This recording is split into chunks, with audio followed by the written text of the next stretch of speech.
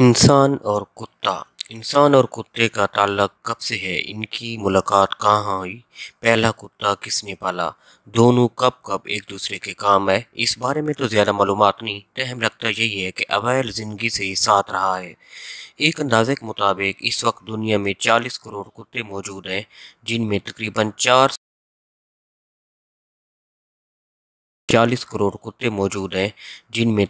400 نسلیں شامل ہیں۔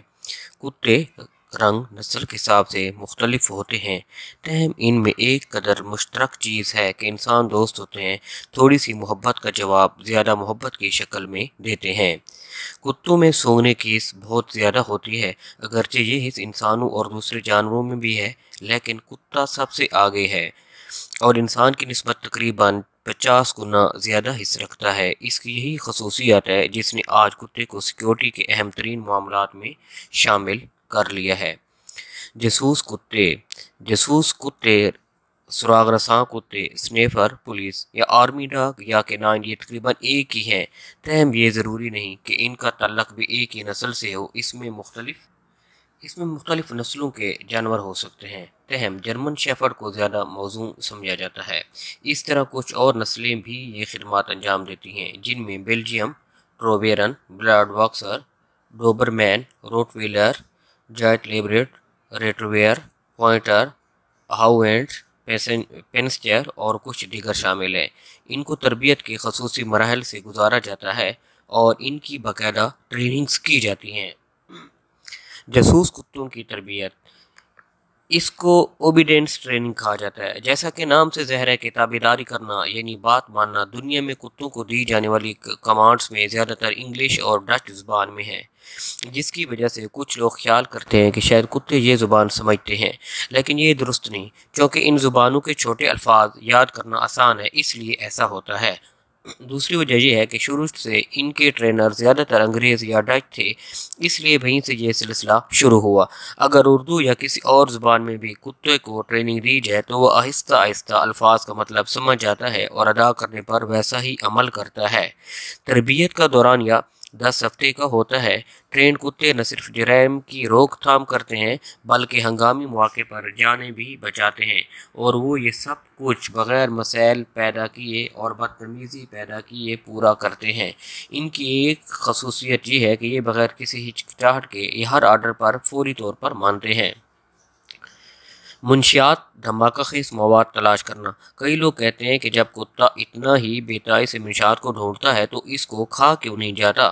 تو اس کا جواب ہے کہ اس کو اس سے کوئی رغبت نہیں ہوتی، وہ بس اپنا پسندیدہ کھلونا ڈھونڈ رہا ہوتا ہے۔ ظاہر ہے منشیات یا بارود کھلونے تو نہیں، پھر ایسا کیوں ہے؟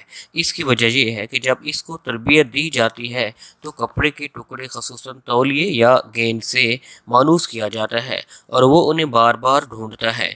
اس کے بعد ان میں منشیات یا دھماکہ خیز مواد کی بو ملی جاتی ہے، کتا انہیں ڈھونڈتا رہتا ہے، اور جب اسے کسی مشن پر لے جایا جاتا ہے تو وہ دراصل اپنا کھلونا ڈھونڈ رہا ہوتا ہے۔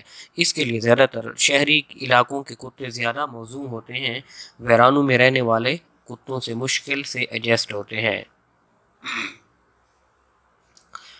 دیواروں پر چڑھنا اور کئی فٹ تک جمپ لگانا بھی ایسے کتوں کے لیے زیادہ مشکل نہیں ہوتا، کیونکہ یہ بھی ان کی ٹریننگ کا حصہ ہوتا ہے، اس لیے آپریشنز میں ان کی اس صلاحیت سے بھی فائدہ اٹھایا جاتا ہے۔ وہ اچانک اور بھرپور حملہ کر سکتے ہیں۔ ایسی ویڈیوز انٹرنیٹ پر موجود ہیں جن میں کسی کو یرغمال بنانے والے شخص کو ہتھیار کے باوجود کتا اس کو اچانک دبو دیا جاتا ہے۔ زیادہ تر سراغ رساں کتے اپنے ٹرینر کے ساتھ ہی رہتے ہیں، جس کی وجہ سے دونوں کے درمیان ایک مضبوط رشتہ قائم ہو جاتا ہے۔ عام کتے سے کامیاب سراغ رسانی تک مالک یا ٹرینر کا کردار بہت اہم ہے۔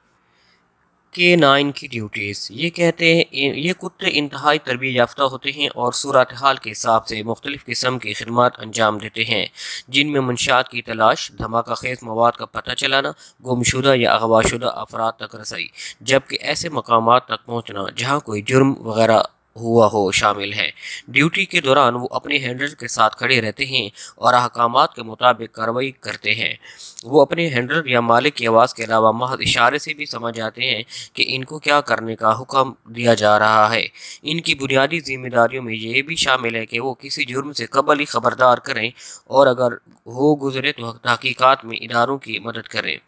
جاسوس کتوں کے فوائد: سیکیورٹی اہلکاروں کے ساتھ گھومتے، ایئرپورٹس پر کھڑے، پولیس آرمی سینٹرز میں موجود سراغ رساں کتوں کی خدمات کے مثبت اثرات بہت زیادہ ہیں۔ یہ نہ صرف کسی حادثے یا جرم کے بعد حالات کو سمجھنے اور اصل وجوہات تک پہنچنے کی کوشش میں مدد دیتے ہیں، بلکہ ایسا بھی ہوتا ہے کہ انہی کی وجہ سے صورتحال کسی جرم یا حادثے تک جانے سے قبل ہی کنٹرول کر لی جاتی ہے۔ ان کتوں کی ایک خاص بات یہ ہے کہ یہ بھی عام لوگوں کو تنگ نہیں کرتے۔ کسی بھی رش کے مقام پر کتنے ہی لوگ پھر رہے ہوں لیکن یہ کسی پر نہیں بھونکتے، نہ ہی پیچھے بھاگتے ہیں، تا وقت یہ کہ ان میں کوئی ایسا شخص نہ ہو جس کے پاس کوئی غیر قانونی چیز نہ ہو یا پھر کوئی جرم کر کے آ رہا ہو۔